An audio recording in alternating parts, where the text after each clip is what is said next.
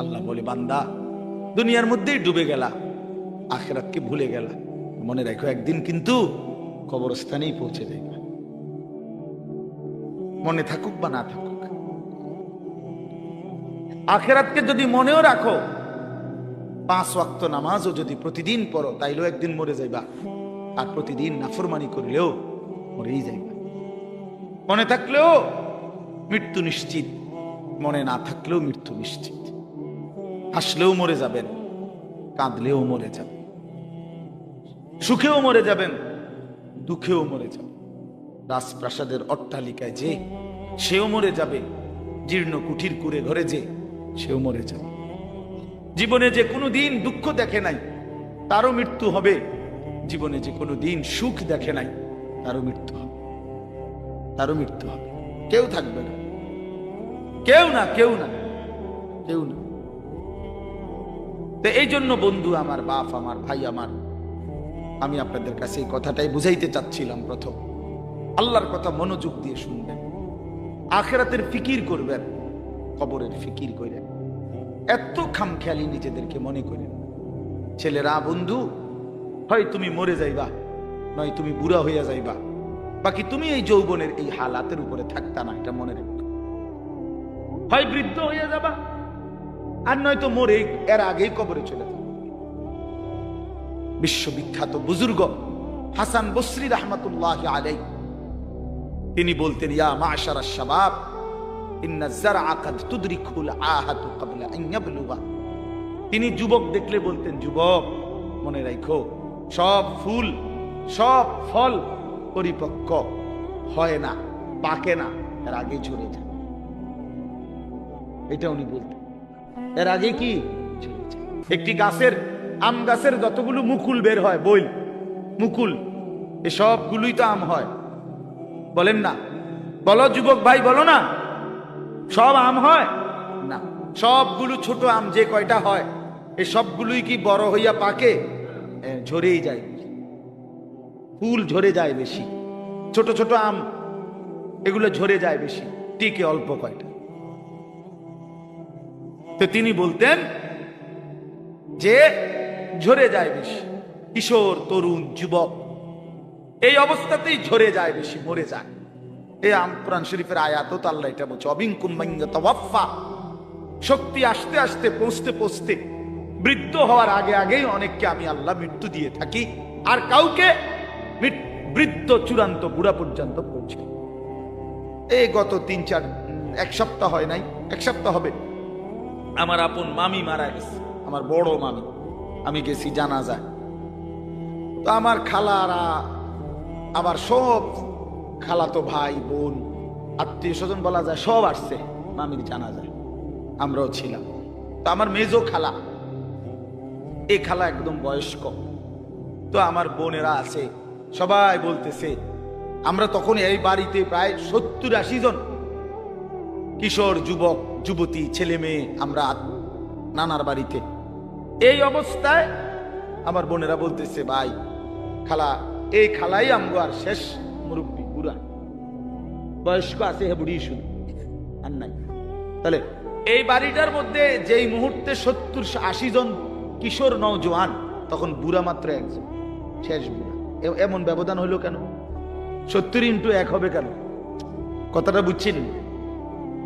60-এর মোকাবেলায় একজন হবে কেন বুড়া? কারণ উনার আমলের যারা কিশোর, তরুণ, যুবক ছিল, তো তারা এই বয়সে পৌঁছার কথা না এখন। তো তাহলে এই হিসাবে তো আপনার যদি যুবক হয় 60 জন, তো বয়স্ক তো কমপক্ষে 30 জন হইবার কথা, 40 জন হইবার কথা। তারা কই? আমার হিসাবটা বুঝছেন নি আপনি? তাহলে বোঝা গেল ঝরে যায় বেশি, চলে যায় বেশি, থাইকা যায় অল্প, থাইকা যায় অল্প। পুরা বাড়ির মধ্যে দাদা একজন, 10 বাড়ি মিললে বুড়া মিয়া কি 1 জন 2 জন, কিন্তু নওজোয়ান অনেক, নওজোয়ান অনেক। এই জন্য আপনাদের কাছে আমাদের এটাই কথা। আমি যে সূরাটা পড়ছি, এবার সূরাটার তরজমা শুনেন। এই মূল বক্তব্য, এই কথাটা বুঝানো। আল্লাহ তাআলা এই কথাটা বারবার কোরআনুল কারীমের মধ্যে বুঝাইতে চাইছে, বান্দা বিশ্বাস করো বান্দা, যে অবস্থাতেই তুমি থাকো, খেয়াল করো আর না করো, বুঝে থাকো আর না থাকো, তুমি কিন্তু থাকতা না। তোমার আমি রাখতাম না বান্দা। আমার চূড়ান্ত অনুগত হইলেও রাখতাম না, চূড়ান্ত নাফরমানি করলেও কি রাখতাম, কোন অবস্থাতে থাকতা না তুমি। এটা হলো শেষ কথা, তুমি এটা মনে রাখবে। তুমিও থাকবা না, সৃষ্টি জগতও থাকবে না। তোমারও মৃত্যু হবে, গোটা কায়নাতেরও মৃত্যু হবে। এই কথাইটা কোরআন কারীমের মধ্যে আল্লাহ তাআলা খুব বুঝাইছেন যে বান্দা কেন দুনিয়া নিয়া ইসসাকালতুম ইলাল আরদ, আহা বান্দা জমিনটা নিয়ে এমন কামড়াইয়া পড়লা কেন? ইসসাকালতুম অর্থ এই যে কামড়াইয়া ধরা। আমি যাইতাম না, বাচ্চা যেরকম অনেক সময় ধরে না, আমি যাইতাম না, এতে এমন ভাবে ধরছে যে এতে আর সরানো যায় না। ছাগল যেভাবে খুঁট দেয়, ছাগলের খুঁট দেওয়া বুঝিনি, ছাগল যে এরকম পাও দিয়া খুঁট দিলে বাপরে বাপ, আরেক ছাগল দিয়েও এদের সরা যেত না। বহুত আমার জীবনে একবার ছোট বোন, ওই চান্দলা, ব্রনফারা চান্দলা একটা জায়গা আছে, এই চান্দলা আমার বোন বিয়ে দিছি, ছোট বোন। তো কোরবানির ঈদের সময় মায় 2 দিন আগে আমারে কইছে যে টাকা দিছে, চান্দলার পাশে একটা জায়গা আছে 60 শালা বাজার, ওইখান থেকে খাসি কিনা দিতাম, মানে বোনের শ্বশুর বাড়ি কিনা দিতাম আর ঈদ কোরবানি উপলক্ষে। তা আমি বোনের শ্বশুর বাড়ি গিয়ে তালুইরে নিয়া বলছে চলেন একটা খাসি কিন। তো চালুই বয়স্ক মানুষ, খাসিটা কিনার পরে আমি হাবড়ারে কইলাম তালুই অল্প দূর রাস্তা, 60 শালার থেকে আর চান্দলা যাইতে নাই তো 10-15 মিনিট 20 মিনিট লাগবে, আরো আগের কথা। ওই সময় আমি কামেলে পড়ি, 2003 সাল বা 4 সাল এরকম হবে। তো আমি হাঁটাইয়া এই নিয়ে যেতে পারবো ছাগল, এটা আপনি রিস্কে দিয়ে যান, আপনি বয়স্ক মানুষ। আহা, আমার 14 গোষ্ঠীর কোনো পাপের কারণে আমি এটা ধরছি। আমি শেষ পর্যন্ত অজরে মানে কাইন্দাই দিছি। আমি তো জানি না আগে কোনো সময় ধরছিও না, জানিও না, এটা যে এরকম খোঁট দেয় এই কথাইটা আমি জানতাম না। কি পরিমাণ কষ্ট করে বিশ্বাস করেন এটা আনছি, এই কদ্দুর জায়গা বাড়িতে আইনা আমার বোনের ধর, মাই কইছে তোর খাসি রে ধর, তোর খাসি। এটা যে তার হাতে দিছি, বোনের কইছি ধর, এটা ধর যা, এ কইয়া যে আইসা লাইছি, ভাতও খাইছি না, জিদ দে। তাইলে কি বোঝা গেল? এইভাবে খুঁট দিয়া ছাগলের খুঁটির মতো আল্লাহ বলছি সাকালতুম ইলাল আরদ, হায় বান্দা এভাবে বুঝি জমিন আঁকড়ায় ধর, এভাবে জমিন আঁকড়ায় ধরলাম। আরাদিতুম বিল হায়াতিদ দুনিয়া মিনাল আখিরাহ। এবার আল্লাহ বলে বান্দা তাহলে কি তুমি আখিরাতের বিপরীতে দুনিয়ার এই জীবন পেয়ে খুশি হয়ে গেলা? যথেষ্ট তো খুশি? এক সেট সোফা সারবে তো, খালাস।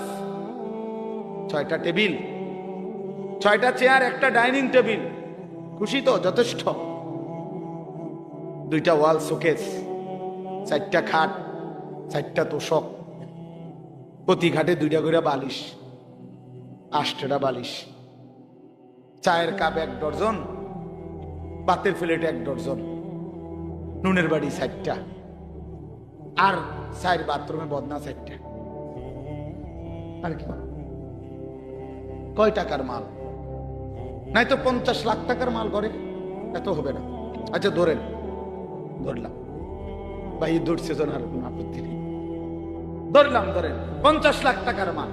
তো 50 লক্ষ টাকার মালের জন্য আই মুসলমান 60 বছরের হায়াত শেষ, 50 বছর শেষ।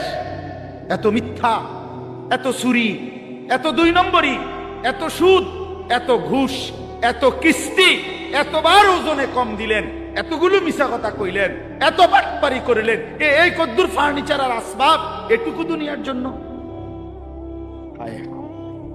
বড় অল্প দামে নিজের বেচা দিলেন, বড় অল্প টাকায় শেষ করে দিলেন হায়াত বন্ধু,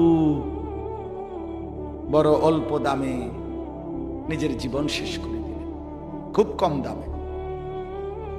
এক সুস্থ সবল মুসলমান এত কম দামে নিজের বেচার কথা না।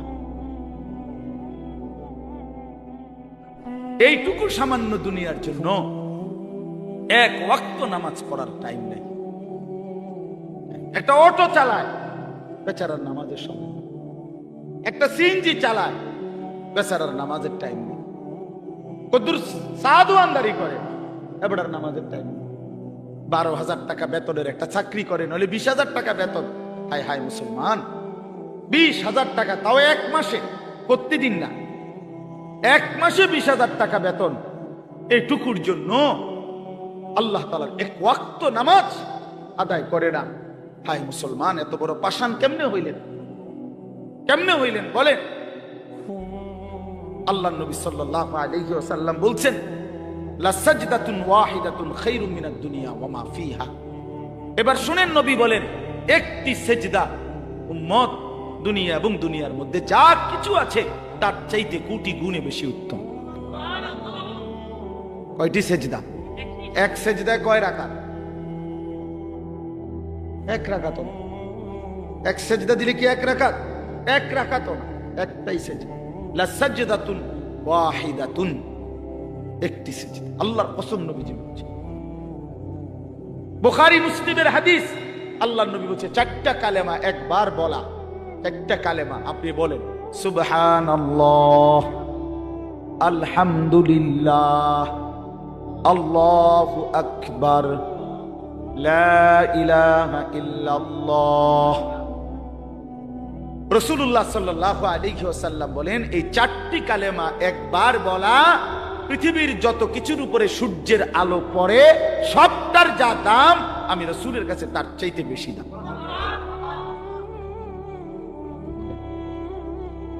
কি ধরলেন? কি হারাইলেন? কি হারাইলেন? এক ওয়াক্ত নামাজের মূল্য কত? ফজরের 2 রাকাত সেজদার মূল্য কত? রাসূলুল্লাহ সাল্লাল্লাহু আলাইহি ওয়াসাল্লাম বলছে, রাকাআতুল ফজর খায়রুম মিনাদ দুনিয়া ওয়া মা ফিহা। ফজরের 2 রাকাত সুন্নত, হ্যাঁ হাদিস, দুনিয়া এবং দুনিয়ার মধ্যে যা কিছু আছে তার চাইতে কোটি গুণে বেশি উত্তম। তো ফজরের ফরজ 2 রাকাত,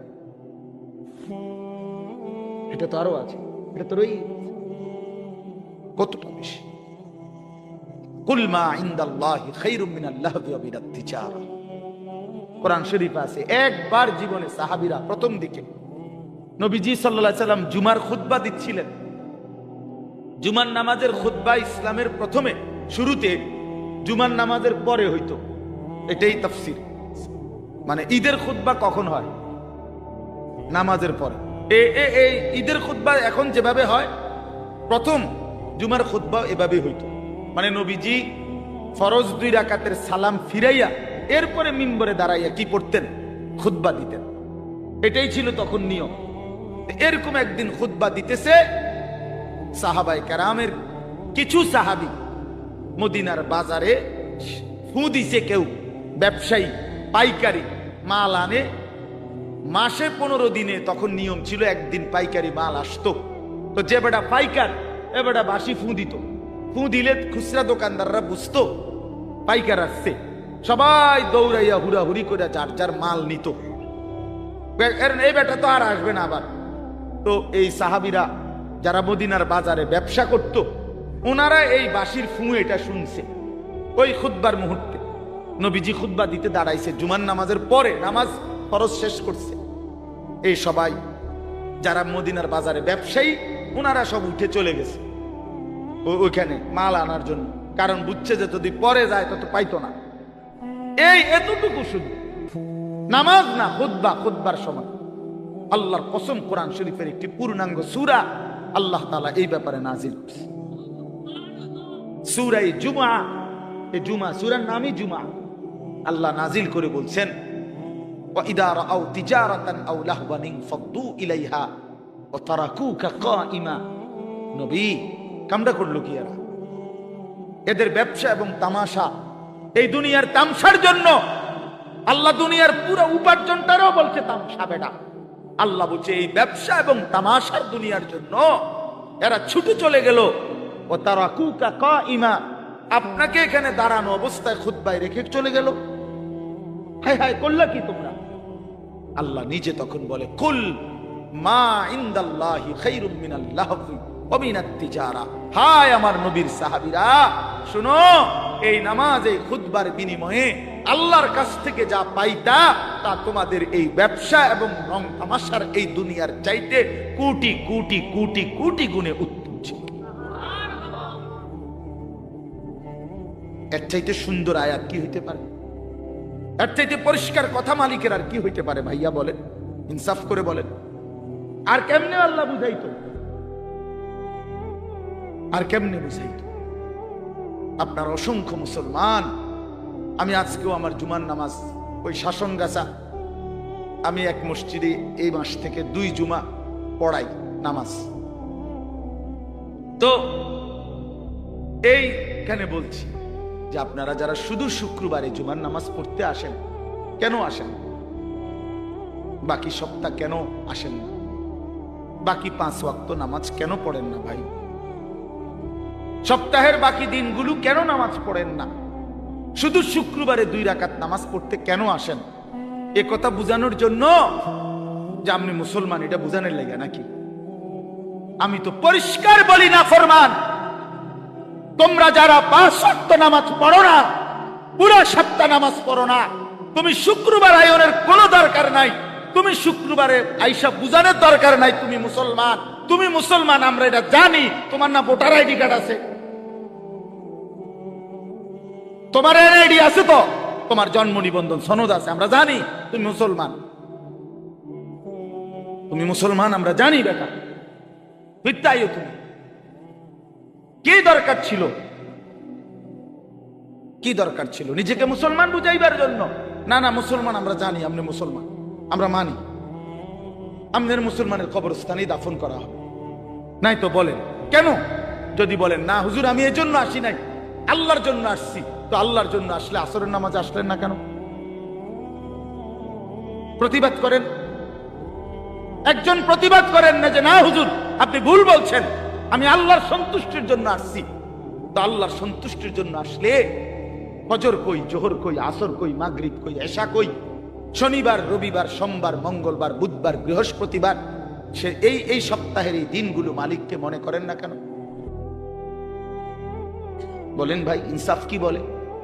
বলেন একজন বেনামাজি বলেন, বলেন খোদার 365 দিন কোনদিন যারা ফজরের নামাজ পড়েন না, এত বড় বেহায়া কেমনে হইলেন?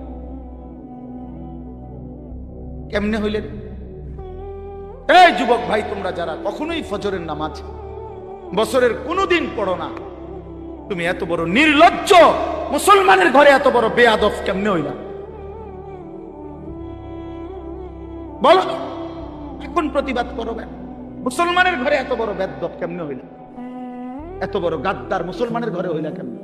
তোমার আল্লাহ নাই, তোমার রাসূল নাই, তোমারে কেউ বানায় নাই, তোমারে কোথাও যেতে হবে না, তুমি মরতা না, তোমার কোনো হিসাব নাই, তোমার কোনো আমল নামা নাই। কি মনে করছো তুমি? এই মোবাইল, হ্যাঁ, এই বেড়ি, নর্তুকি, নারী, ছবি, উলঙ্গ দৃশ্য, আর এই ভাত তরকারি, পেশাব পায়খানা আর ঘুম, খালাস, এরই নাম জীবন? এ তো জানোয়ারের জীবন। এ তো কুকুর, বিড়াল, হাইওয়ান, জানোয়ার, গরু, ছাগল, ওরাও তো খায়, ঘুমায়, পেশাব পায়খানা করে, ওদেরও তো যৌন চাহিদা পূরণ হয়। প্রিয় বন্ধু, গরু ছাগলের তো, কুকুর বিড়ালের তো বাচ্চা হয়। তো বাচ্চা যেহেতু হয়, এটাই তো প্রমাণ করে এদের যৌন চাহিদা পূরণ হয়, নয়তো এ কেমনে বাচ্চা হয়? জানোয়ারের বাচ্চা হয় কেমনে? তাহলে ইনসাফ করেন, বিবেককে বলে। আপনার স্ত্রী বেপর্দা, তা আপনার আত্মসম্মান কই রইল? আপনার মেয়েটা বেপর্দা, হ্যাঁ, আপনি বুঝেন না এটা?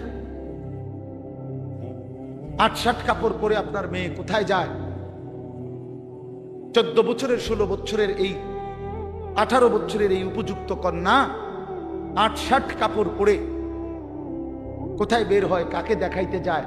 আপনি বুঝেন না? আপনি সিরা খান, আপনি হুদা বহন খান, আপনি ভাত খান না? এতটুকু হায়া যে বাপের নাই, তো তুমিও তো বেহায়া, তোমার মেয়েও তো বেহায়া। যে স্ত্রী বেহায়া, স্বামীও বেহায়া, স্ত্রীও বেহায়া, দুজনেই তো বেহায়া বেটা তোমরা। বলে আত্মসম্মান থাকলে, আত্মমর্যাদা থাকলে, পৌরুষ থাকলে, আমি বাইচা থাকতে আমার বউ বেপর্দা হবে বেটা, তো আমি বাইচা রইলাম কেন? আমি বাইচা থাকতে আমার মেয়ে বেপর্দা, তো আমি বাপ কিসের? আবার আমার বাপ কিসের? আমি স্ত্রী সন্তানের মধ্যে যদি দিন না থাকে, বিবি বাচ্চার যদি আখিরাত না থাকে বন্ধু, আল্লাহ তাআলা আমাদেরকে সংসার কেন দিলেন? পরিবার কেন দিলেন? স্ত্রী সংসার কেন দিলেন আমাদেরকে? যে নারী থেকে এত কিছু ভাবে উপকৃত হইলেন 40 বছর, সেই নারীকে এভাবে জাহান্নামের হাতে ছেড়ে দিলেন, এভাবে ছেড়ে দিলেন। ফিকির করেন, সিদ্ধান্ত করেন, কেমনি কি করবেন, ফয়সালা করেন। এই পৃথিবীতে প্রত্যেক মানুষের সামনে যখনই যে কোনো সমস্যা তৈরি হয়, সে তো প্রতিটা সমস্যার সমাধানের জন্য কোনো না কোনো কৌশল বের করে না? তো এর জন্য বাইর করেন, আপনি বুদ্ধি বাইর করেন, আপনি পরামর্শ করেন যে হুজুর আমার স্ত্রী বেপর্দা, আমি কি করতে পারি? আমার মেয়ে বেপর্দা, আমি কি করতে পারি? আমার ছেলে কোনোদিন ফজরের নামাজ পড়ে না, আমি কি করতে পারি? কোনো সমাধান নাই। ইসলামে কি কোনো সমাধান নাই? আল্লাহর কোরআনে কিছু নাই এ ব্যাপারে? তো আছে, তো আছে, তো আপনি সিদ্ধান্ত নেন, আপনি এগিয়ে আসেন, নিজেকে বাঁচান, বউ বাচ্চাকে বাঁচান, স্ত্রী সন্তানকে বাঁচান। খাট পালং আর সোফা ফার্নিচার এডি কইেন না, এডি কইেন, এডি হুদা, এডি থাকবে না। সোফা পুরান হয়ে যায়, ফ্রিজ ডিস্টার্ব করে, আমি 3 বার বদলাইছি। ওয়াশিং মেশিন কিনছি, এইটা একবার দামি কোম্পানির, এটার ডিস্টার্বের যন্ত্র নাই, কুচিটা হালাই দো, লাত্তি দিয়ে হালাই দো, ফালতু জিনিস একটা। তাইলে কি বুঝা গেল? দুনিয়া কোনটাই জমাইয়া আপনি স্থায়ী হবে না, এটা ডিস্টার্ব করবে, ঠিক কিনা বলেন না কেন? তো শুধু শুধু শুধু শুধু বললেন কেন, করলেন কেন? বাথরুমের প্লাস্টিকের দরজা এডি শুধু ভাঙ্গে যায়, বলেন ঠিক নাই? যে প্লাস্টিকের দরজা যত জায়গায় দেখবেন, ছিটকারি ভাঙ্গা, নইলে এন্দিয়া গুতুর ভাঙ্গা, এন্দিয়া ছিটকারি লাগে না, সদর বদর। তো দুনিয়া তো একটা ফালতু জিনিস। 4 কোটি টাকার বড় লোকের বাড়িতে আমি গেছি, ডুপ্লেক্স বাড়ি, বাথরুমের দরজার ছিটকারি নাই। ছিটকারি আছে মানে ওই বল্টুটা নাই, শুধু এই জিডের মধ্যে ছিটকারিটা লাগায়, এই কদ্দুর জায়গাটা নাই। আমি বসুন কেমনে? এই বাথরুমে আমি বসলে কেউ যদি দরজাটা ঠেলা দেয়, বলেন? শেষে বালতির মধ্যে পানি দিয়া, বালতিটারে দিয়ে দরজা ঠেলা দিছি, দুনিয়া ধোকা না? বলেন ধোকা, দুনিয়া ধোকা, এই আসবাব ধোকা, ধোকা বন্ধু, ধোকা। আমি খোলামেলা বললাম এই জন্য, ভেবে দেখেন ধোকা। আপনি কতবার পাল্টাইছেন দুনিয়া? আপনার ঘরের সামান আপনি কতবার পাল্টাইলেন? আপনার বিবির ওই পাউডার শুরু, তারে বলেন এই বেপর্দা নারী, এই পাউডার ফেয়ার এন্ড লাভলি লাগাইয়া 1 ঘন্টা সাইজা গেলা, আবার যে তুমি আইসা এগুলা ধুইয়া লাইতেছো, নিজেই হালাই দিতেছো নিজের পাউডার, নিজের পাউডার ফেয়ার এন্ড লাভলি এগুলো নিজেই ধুইয়া সব মুছে ফেলে দিলা। তো তুমি কি বোঝো না একবারও এগুলো ধোকা? আসল হইলে তো তুমি রাইখা দিতা। হাই দুনিয়া, হাই দুনিয়া আমাদেরকে ধোকা দিল। দুনিয়া আমাদেরকে বারবার ধোকা দিছে বন্ধু, দুনিয়া ধোকা দিছে। আমার বাপও থাকতে চাইছে, বাপ নাই। দুনিয়া আমার দাদাও থাকতে চাইছে, আমার দাদা নাই। দুনিয়া আমার কতজন থাকতে চাইছে, আমার চোখে দেখা সেই মানুষগুলো কেউ নাই। আমার জলজ্জন্ত জ্যাঠারে আমি দেখছি, তোমার 1 সপ্তাহের মাথায় জ্যাঠা মারা গেছে। আমি দেখে আসার পরে 1 সপ্তাহ পরে আবার নিজে গিয়ে এই জ্যাঠার জানাজা পড়ছি। কবরের দিকে তাকাইয়া মনে পড়ছে, কবর যেন আমারে বলতেছে, আনিস তোর জ্যাঠারে বানাইবার জন্য আমি আমার কাছ থেকে একটু মাটি দিছিলাম, আজ আমার মাটি আমি আমার কাছেই ফেরত নিলাম। ওয়াফিহা নুঈদুকুম, আমি এখান থেকেই দিছিলাম, আজ আমি এখানেই ফেরত নিলাম। প্রিয় বন্ধু আমার, বাপ আমার, ভুল যেন না হয় বন্ধু। হাসলেও মরে যাবেন, কাঁদলেও মরে যাবেন, এই কথাই বলছিলাম। তাই কি আশ্চর্য জীবন ভাইয়া, তোমরা কি জীবন পছন্দ করলাম? সারাটা দিন নারী, ছবি, মোবাইল, নাচ গান, এক ওয়াক্ত নামাজ পড়ো না, শরীর অপবিত্র, পেশাবের ঠিক মতো পবিত্রতা নাই, পায়খানার পরে ঠিক মতো পবিত্রতা নাই। আর এই উলঙ্গ ছবি, নাচ গান দেখতে দেখতে সারা দিন সারা রাত শরীর তো নাপাক হয় বন্ধু।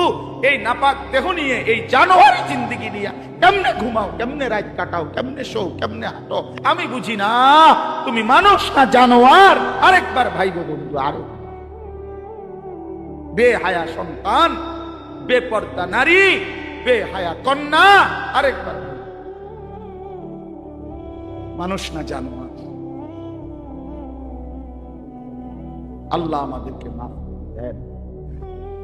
তো আল্লাহ তাআলা বলেন, বান্দা নবী রাসূলুল্লাহ সাল্লাল্লাহু আলাইহি সাল্লামকে বলছে, বন্ধু আপনি কি জানেন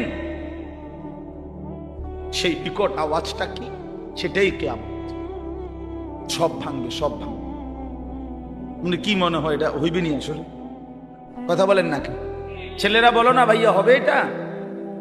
100 কিয়ামত, পৃথিবী ধ্বংস হবে। কারণ আল্লাহ তাআলার কোন কথা বন্ধু শত্রু কারো কাছেই ভুল প্রমাণিত হয় না, বুঝেন নাই? মানে আমরা ইমানদার, আমাদের গবেষণাতেও কোরআনের সব কথা সঠিক, সমস্ত কাফের মুশরিক বেঈমানদের গবেষণাতেও কোরআনের সব কথা সঠিক। তার মানে কি, বন্ধু শত্রু সবার কাছেই কোরআন কি সঠিক। রাসূলুল্লাহ সাল্লাল্লাহু আলাইহি সাল্লামের জিন্দেগীর 23 বছরের একটা সুতা, 23 সেকেন্ড বন্ধু শত্রু সবার কাছেই সর্বশ্রেষ্ঠ।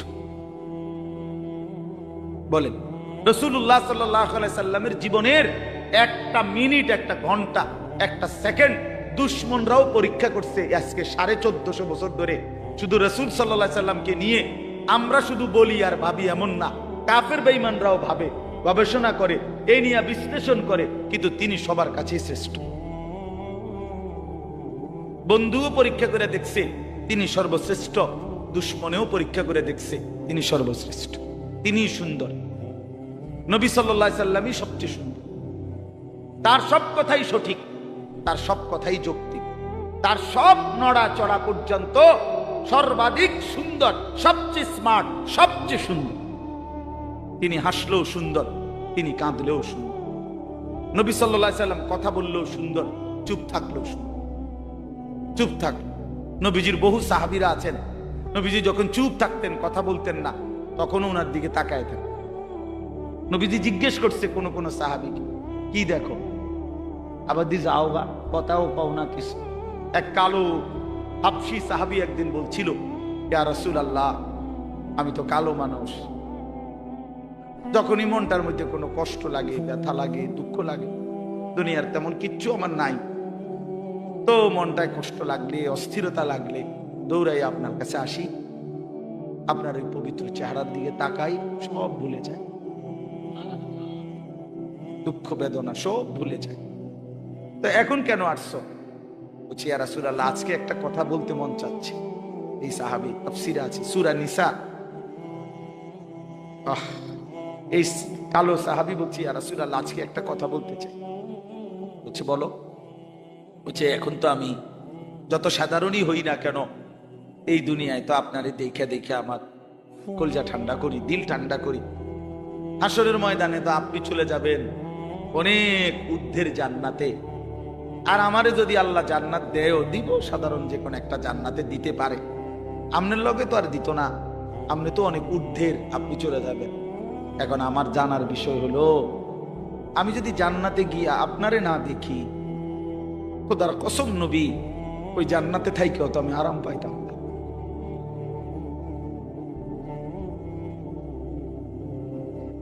তখন আমি আপনাকে দেখবো কিভাবে? সুবহানাল্লাহ, সুবহানাল্লাহ। আল্লাহ তাআলা বলেছেন, ওয়া মান ইউতি'আল্লাহ ওয়ার রাসূল ফাউলাইকা মা'আল্লাযীনা আন'আমা আল্লাহু আলাইহিম মিনান নাবিয়্যিন ওয়াস সিদ্দীকিন ওয়াশ শুহাদা ওয়াস সালিহিন। বন্ধু, আমি ওয়াদা দিলাম আমি আল্লাহ এবং আপনি রাসূলের পূর্ণ আনুগত্যের হক যে আদায় করবে, অনুসরণ করবে আপনাকে 100% 100% আমি আল্লাহ আপনার সাথেই তাকে থাকতে দেব। কেমনে আমি বুঝ করবো? আপনি ওরে কইয়া রাখবেন। নবী সাল্লাল্লাহু আলাইহি ওয়াসাল্লাম ওই হাবশী সাহাবীকে বলছে, আল্লাহ রাসূলের আনুগত্য যদি পূর্ণ করতে পারো, ওয়াদা দিছে মালিক তুমি আমার সাথেই থাকবা। সাহাবী চিৎকার দিয়া ওইখানেই ইন্তেকাল করছে। निकल जाए दम तेरे कदमों के नीचे, यही दिल की हसरत, यही दिल की आरज़ू है। এটা উর্দু শের আর কি। অর্থ হইল, হে প্রিয়তম, তোমার কদমের নিচে জীবন দিলাম, এই ছিল আমার আরজু,